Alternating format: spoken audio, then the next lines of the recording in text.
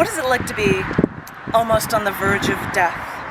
For a long time, I know it seems like a silly question, but it just seems pointless to actually go through it. And life for a brief moment to know what it would be like to almost fly. These things are impossible. I found out weeks after I was in the hospital. It was then that I found out little details about my being in the hospital, what the doctors actually did to me while I was in there and unconscious. Whether or not they were helping me or hurting me, I wouldn't have known. I was unconscious. They put a piece of metal in my chest to stop potential future blood clots from traveling to my heart or lungs or brain. I don't know if I'll need one of those pieces of metal in my body for the rest of my life, but as far as I know, I can't get it out. And it would have been nice if someone informed me of this after it was done, after they'd already done this to me. There can be all sorts of things done to you when you're at a weak moment.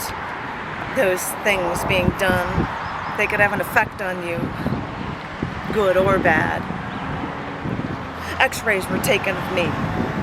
A ventilator was on me for 6 days. All I knew at the time was that most of my rights were being taken away from me. And I don't have my car, and I couldn't live in my home. I mean, what if one day something went wrong in your body while you were laying in bed to take a nap and your heart just stopped beating? What would happen to you in your life if your heart just went out and then something just happened and almost suddenly, what if it's like your life was just slipping away? Well, don't use that example, but maybe if you think about it, what would it be like to vanish?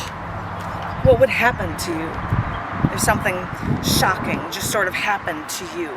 And you made it out just fine, but people were worrying about you, and they thought that you might not make it, and that you would have to think that you may be going alone, and they'd have to come to terms with that, because you might be actually gone. Well, what would happen then? Would you clean up your room? Would you stop making all the frivolous purchases on things you don't really need? Would you try to be nicer? It answers so many questions when you suddenly have to think of things that way.